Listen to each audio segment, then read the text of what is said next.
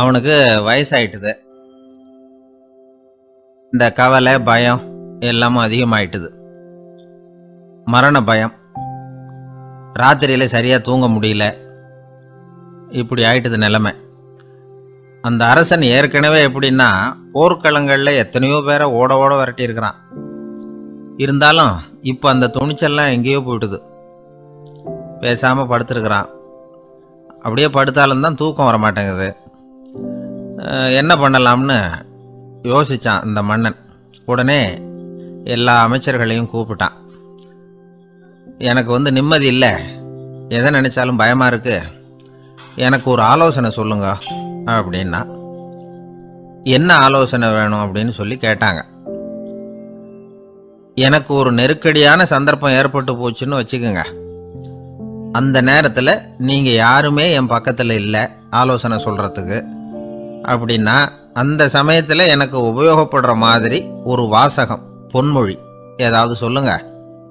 அதை நான் என்னுடைய வைர மோதிரத்துக்கு அடியில் பதிச்சு வச்சுக்கிறேன் அப்படின்னார். தேவைப்படுறப்போ உதவும் அப்படிங்கிறதுனால. அவர் போட்டிருந்த மோதிரமும் அதுக்கு தகுந்த மாதிரியே திறந்து மூடுறது மாதிரி அமைஞ்சிருந்தது.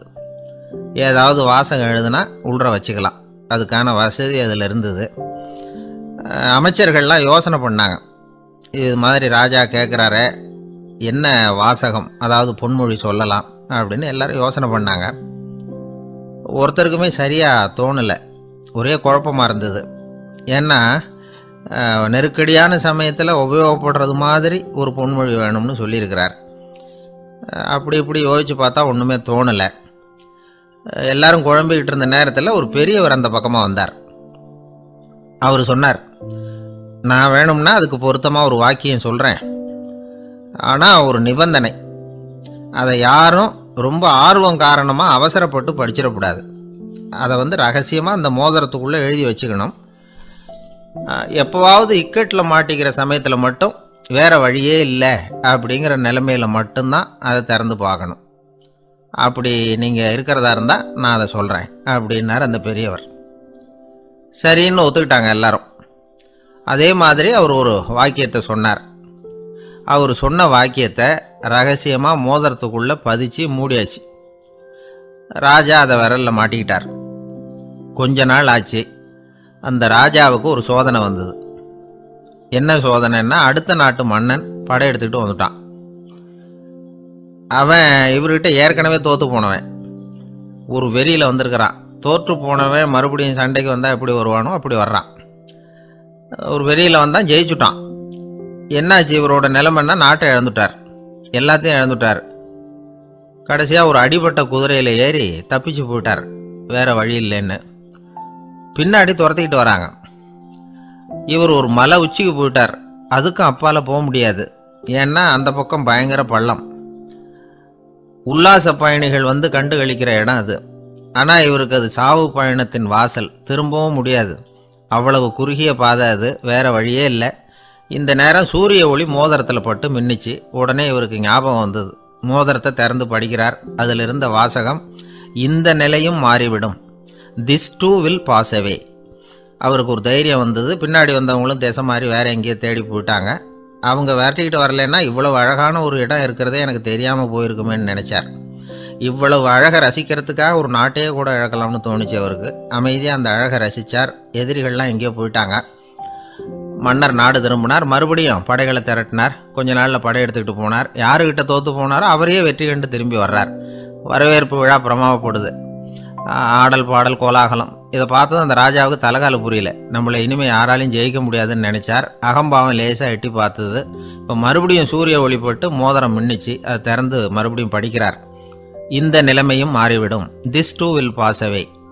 அவ்வளவுதான். அவர் மனசு அடங்க ஆரம்பிச்சுட்டுது, ஆணவம் போயிட்டுது. இதிலேருந்து நாம் தெரிஞ்சுக்க வேண்டியது என்னென்னா, எந்த சூழ்நிலையிலையும் நாம் கவலைப்பட வேண்டியதில்லை. ஏன்னா இங்கே எதுவுமே நிரந்தரம் இல்லை. அந்த ராஜா மாதிரியே நம்ம ஆள் ஒருத்தன் ஒரு மோதிரம் போட்டிருந்தான், அதுக்குள்ளே அவன் எழுதி வச்சுருந்த வாசகம், எதுக்கும் கவலைப்படாதே அப்படிங்கிறது தான். ஒரு நாள் பயங்கரமான கவலையோடு உட்காந்துருந்தான். பக்கத்தில் இருந்தவங்க சொன்னாங்க, இது மாதிரி சந்தர்ப்பத்தில் தான் நீ உன் மோதிரத்தை திறந்து பார்க்கணும்னாங்க. இவனுக்கு கவலையோடு எரிச்சலும் சேர்ந்துக்கிட்டது. அது எப்படி முடியும், இப்போ திருட்டு போனது என்னோட அந்த மோதிரம் தானே அப்படின்னு சொல்லிவிட்டு தலையில் கை வச்சுட்டு உட்காந்துட்டான். இப்படிலாம் சொல்கிறது உண்டு. இருந்தாலும் நாம் எந்த சூழ்நிலையிலையும் கவலைப்பட வேண்டியதில்லை அப்படிங்கிற உண்மையை புரிஞ்சுக்கணும். அப்படி கவலையை வெல்றதுக்கான வழி தெரிஞ்சுட்டதுன்னா வாழ்க்கையில் வெற்றி நிச்சயம். உங்கள் பையன் எப்படி சார் இருக்கான் அப்படின்னு விசாரித்தார் ஒருத்தர். அவன் என்ன சார், எதை சொன்னாலும் காதில் வாங்க மாட்டேங்கிறான், அவன் பாட்டுக்கு போகிறான் வர்றான் அப்படின்னு சொல்லி அழுத்துக்கிட்டார் அப்பா. பெரியவங்க சொல்கிறத சின்ன பிள்ளைங்க கேட்கறது இல்லைங்கிறது ஒரு குறை. பெரியவங்க சொல்கிறது சின்ன பிள்ளைங்க காதிலேயே விழறது இல்லைங்கிறது ஒரு குறை. இது கொஞ்சம் சீரியஸான விஷயம், கவனித்து பார்க்கணும். ஒரு குழந்தைக்கு காது சரியாக கேட்குதா இல்லையா அப்படிங்கிறத நாம் தான் கவனித்து பார்த்து கண்டுபிடிக்கணும். அதுவாக நம்மக்கிட்ட தவழ்ந்து அப்பா எனக்கு காது கேட்கல, அழைச்சிட்டு போங்க டாக்டர்கிட்ட அப்படின்னுலாம் சொல்லிகிட்டு இருக்காது. அது சரி, ஒரு குழந்தைக்கு காது சரிவர கேட்குதா இல்லையா அப்படிங்கிறத முன்கூட்டியே நாம் தெரிஞ்சுக்கிறது எப்படி? அதுக்கு சில வழி இருக்குது. உங்கள் குழந்தைய கொஞ்சம் அப்படியே கவனித்து பாருங்கள். அடிக்கடி ஜலதோஷம், காதில் அரிப்பு ஏற்படுதா, மூக்கு விரிவாகவும் அப்புறம் டான்சில், அடினாய்டு, சத அழற்சி இது மாதிரி ஏதாவது இருக்கா, வாயிலிருந்து எச்சில் ஒழுகுதா, குழந்தை வாயினால் சுவாசிக்குதா, பற்கள் முன்னாடி தள்ளி வளருதா, இதெல்லாம் அதுக்கு அறிகுறி. அப்புறம் இந்த VBDF TH இப்படி இந்த ஒலிகள் சேர்ந்த வார்த்தைகளை குழந்தை சரியாக புரிஞ்சுக்காது. இப்போ உதாரணத்துக்கு பட்டுன்னு சொல்லு குழந்தை அப்படின்னீங்கன்னா அது கட்டுன்னு சொல்லும். அதாவது பட்டு சவுண்டை அதால் புரிஞ்சிக்க முடியல. அப்புறம் உங்கள் குழந்தை உங்களை உறக்க பேச சொல்கிறானா, அடிக்கடி கேள்வி கேட்குறானா, சாப்பிட்றப்போ கவனம் இல்லாமல் இருக்கானா, படிப்பில் போதுமான முன்னேற்றம் இல்லையா, வகுப்பில் சரியாக கவனிக்கிறது இல்லையா, இப்படிலாம் இருந்தால் ஆரம்பத்திலேயே டாக்டர்கிட்ட அழைச்சிட்டு போய் சிகிச்சையை ஆரம்பிச்சுடலாம், குணப்படுத்தி விடலாம். குழந்தைக்கு காது சரியாக கேட்கலன்னா நீங்கள் செய்ய வேண்டியது என்ன தெரியுமா? அவனுக்கு காது கேட்கலேங்கிறதுக்காக அவன் முன்னாடி சத்தம் போட்டு பேசக்கூடாது. மெதுவாக சீராக பேசணும், அவனை பார்த்து பேசணும். உங்கள் உதட்டு அசைவுகள் அவனுக்கு உதவும், அதை பார்த்தே புரிஞ்சுக்குவான். நீங்கள் வாயில் வெத்தலை பாக்கு போட்டுக்கிட்டோ புகை பிடிச்சிக்கிட்டோ பேசக்கூடாது. அப்படி பேசினா அவனால் அந்த உச்சரிப்பை சரியாக புரிஞ்சிக்க முடியாது. ஒரு வார்த்தையை சொல்கிறீங்க, அவனுக்கு புரியல அப்படின்னா அதே வார்த்தையை மறுபடியும் சொல்லணும். அவனுக்கு நீங்கள் முதல்ல சொன்ன வார்த்தை புரியலேன்னு நினச்சிக்கிட்டு மறுபடியும் திருப்பி சொல்கிறப்போ அதே அர்த்தம் வரக்கூடிய வேற வார்த்தையை சொல்லக்கூடாது. இப்படிலாம் நடந்துக்கிட்டா அவனுக்கு மன திடத்தை ஏற்படுத்த முடியும். இல்லைன்னா அவனுக்கு தாழ்வு மனப்பான்மை வந்துடும். குழந்தைக்கு காது கோளாறுன்னா ஆரம்பத்திலேயே டாக்டர்கிட்ட அழைச்சிட்டு போனால் போதும், குணப்படுத்தி விடலாம். அப்புறம் பார்த்துக்கலாமே அப்படின்னு அலட்சியமாக இருந்துட்டா தான் கஷ்டம். சில பேர் கோபத்தில் சின்ன பிள்ளைங்க காதை பிடிச்சி திருகிறது உண்டு. இது ரொம்ப தப்பு. காது கையோடு வந்துட்டா என்ன பண்ணுறது? ஒரு வேடிக்கை கதை, அது கதை தான், நிஜமாக நடந்ததில்லை, அது மாதிரி நடக்கவும் நடக்காது. ஒரு வேடிக்கைக்காக சொல்லப்படுற கதை. அதாவது ஒரு வீட்டில் அப்பா அம்மாவை பார்த்து சொல்லிகிட்டு இருக்கார், இதை பாரு, நாளைக்கு காலையில் என்னை சீக்கிரம் எழுப்பி விட்டுரு, நான் செங்கல்பட்டு வரைக்கும் போயிட்டு வர வேண்டியிருக்கு அப்படின்னாராம். இதை அவங்க பையன் காதில் வாங்கிட்டு இருக்கான். அப்பாவுக்கு சிரமம் வேண்டாமே அப்படின்னு நினச்சி அவனே காலையில் யாருக்கும் தெரியாமல் எழுந்திரிச்சு புறப்பட்டு செங்கல்பட்டுக்கு போட்டான். சாயந்தரமாக திரும்பி வந்தான். அப்பா பையனை காணாமல் அலமோதிக்கிட்டு இருக்கிறார். சாயந்தரமாக பையனை பார்த்ததும் எங்கடா போயிட்டு வந்தேன்னு கேட்டார் கோவமா. செங்கல்பட்டுக்கு போயிட்டு வந்தேப்பா, நீ வேணா அலைய வேண்டாமேன்னு அப்படின்னா. எதுக்கடா போனேன்னு அதட்டினார். அதான்ப்பா, நீ நேற்று அம்மா கிட்ட சொல்லிக்கிட்டு இருந்த, அதை காதில் வாங்கினேன், உனக்காக நான் போயிட்டு வந்தேன் அப்படின்னா. உடனே எந்த காதில் வாங்கினேன் அப்படின்னு சொல்லி காதை பிடிச்சி திருகுனார். அந்த காது கையோடு வந்துட்டுது. இது நடந்து கொஞ்ச நாள் கழித்து அந்த அப்பாவும் பையனும் கடத்தெருவில் போய்கிட்டு இருக்கிறாங்க. எதிரில் ஒரு நாய் ஓடி வந்தது. அதுக்கு 2 காதும் இல்லை. என்ன இது, இந்த நாய்க்குட்டிக்கு 2 காதும் இல்லை அப்படின்னாரு அப்பா. அதுக்கு பையன் சொல்கிறான், அப்பா அது 2 தடவை செங்கல்பட்டுக்கு போயிட்டு வந்துருக்கும் அப்படின்னானா. ஒரே ஒரு ஊரில் ஒரு அம்மா இருந்தாங்க. அந்த அம்மாவுக்கு ஒரே ஒரு பிள்ளையாண்டான். அவனுக்கு ரொம்ப அக்கறையோடு கல்யாணம் பண்ணி வச்சாங்க. கல்யாணம் முடிஞ்சதும் மருமக பொண்ணு வீட்டுக்கு வந்து சேர்ந்தது.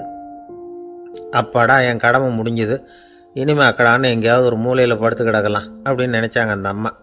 ஆனால் நினைக்கிறபடி எங்கே நடக்குது? அதுக்கப்புறம் தான் பிரச்சனையே ஆரம்பமாச்சு. மருமகள் குணம் சரியில்லை, ஒரு மாதிரி. அந்த பொண்ணு வீட்டுக்கு வந்ததுமே முதல் வேலையாக மாமியாரை பார்த்து, அதுதான் நான் வந்துட்டேன்ல, இனிமேல் உங்களுக்கு என்ன வேலைங்க, புறப்பட வேண்டியது தானே, காசி ராமேஸ்வரம்னு எங்கேயாவது போங்க அப்படின்னுட்டு தான். மாமியாரை பார்த்தாங்க, கொஞ்சம் யோசனை பண்ணாங்க. இந்த பாருமா, நீ இப்படி சொல்கிறதுக்கு முன்னாடியே வீட்டை விட்டு புறப்படணுங்கிற முடிவுக்கு நான் வந்துட்டேன். வீட்டை மட்டும் இல்லை, இந்த உலகத்தை விட்டே கூட போகிறதுக்கு தயாராக இருக்கிறேன். ஆனால் ஒரே ஒரு விஷயத்துக்காக என் உயிரை கையில் பிடிச்சிக்கிட்டு இருக்கிறேன் அப்படின்னாங்களாம். என்ன விஷயம்னு கேட்டது இந்த மருமக பொண்ணு. வேற ஒன்றும் இல்லை, என் பிள்ளைக்கு கல்யாணம் பண்ணி வச்சுட்டேன். ஒரு பேர புள்ள பிறந்து அதை என் கண்ணால் பார்த்துட்டேன்னா நான் எங்கே வேணும்னாலும் போகிறதுக்கு தயாராக இருக்கிறேன் அப்படின்னாங்களாம் அந்த மாமியார். மாமியார் இப்படி சொல்கிறதுலேயும் நியாயம் இருக்கிறதாக பட்டுது அந்த பொண்ணுக்கு. சரி, அப்படியே இருந்து பார்த்துட்டு போகலாம் அப்படின்னு அனுமதி கொடுத்தது. கொஞ்ச காலத்தில் ஒரு பேரன் பிறந்தான். அந்த அம்மாவும் பேரனை கண்ணால் பார்த்துட்டாங்க. சரி, பேரனை பார்த்தாச்சுல்ல, இனிமேல் புறப்பட வேண்டியது தானே அப்படின்னது மருமக பொண்ணு. மாமியார் பார்த்தாங்க, நீ சொல்கிறது சரிதாம்மா, அதில் ஒன்றும் தப்பு இல்லை. என்னோட பேரன் உங்களை அம்மா அப்பான்னு கூப்பிடுறதை என் காது குளிர கேட்டுட்டு போயிடுறேனே அப்படின்னாங்களாம். சரி, அந்த ஆசையை நிறைவேறட்டும் அப்படின்னு காத்துக்கிட்டு இருந்தாங்க. பேரன் வளர்ந்தான், நடந்தான், பள்ளிக்கூடம் போனால், பெரியவனானா. மருமக பொண்ணு மறுபடியும் மாமியாரை விரட்ட ஆரம்பிச்சுட்டுது, இன்னும் புறப்பில்லையான்னு. இதை பாருமா, இது வரைக்கும் இருந்துட்டேன். பேரனோட கல்யாணத்தையும் கண்ணால் பார்த்தாதான் இந்த கட்டை வேகும் போல் இருக்குது அப்படின்னு சொல்லி ஒரு மாதிரியாக பேச ஆரம்பித்தாங்க. இதுவும் நியாயமான ஆசையாக தான் படுது அப்படின்னு அது யோசிச்சிருக்கு அந்த பொண்ணு. சரின்னு அதுக்கும் ஒத்துக்கிட்டது. உடனே பேரனுடைய கல்யாணமும் முடிஞ்சது ஒரு வழியாக. இனிமே ஒரு நொடி கூட இங்கே இருக்கக்கூடாது, புறப்படுங்க அப்படின்னு மாமியாரை விரட்டிச்சான் அந்த பொண்ணு. இப்போ அந்த மாமியார் தன்னோட மருமகளை பார்த்து சொல்கிறாங்க, இதோ கிளம்பிட்டேம்மா, என் மூட்டை முடிச்செல்லாம் கட்டிக்கிட்டேன், புறப்பட்டுவிட்டேன். அப்படியே நீயும் உன் துணிமணிகளை மூட்டை கட்டிக்கிட்டு கிளம்பிடும், என்னோட சேர்ந்து 2 பேருமா சேர்ந்து போயிடலாம் அப்படின்னாங்களாம். அந்த பொண்ணு முழிக்குது. முழிக்காதே, உனக்கும் ஒரு மருமக வந்துட்டா, இனிமேல் நீயும் ஒரு மாமியார் தானே, உனக்கும் இனிமேல் இங்கே வேலை இல்லை, புறப்படு அப்படின்னாங்களாம். அப்போ தான் அந்த பொண்ணு சிந்திக்க ஆரம்பிச்சுதான், தன்னோட தவறு புரிஞ்சுதான்.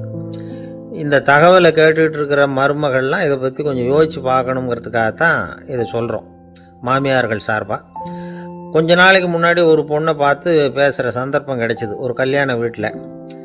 அந்த பொண்ணு சொல்லிச்சு, சார், எனக்கு கல்யாணம் ஆகி 15 வருஷம் ஆகுது, நான் மாமியார்கிட்ட சண்டை போட்டதே இல்லை அப்படின்னு ரொம்ப அடக்கமாக சொல்லிச்சு. அது எப்படிம்மா சாத்தியமாச்சுன்னு கேட்டோம். எனக்கு கல்யாணம் ஆகி 15 வருஷம்தான் ஆச்சு, ஆனால் என் மாமியார் செத்து போய் 20 வருஷத்துக்கு மேலே ஆயிட்டுது அப்படின்னுது.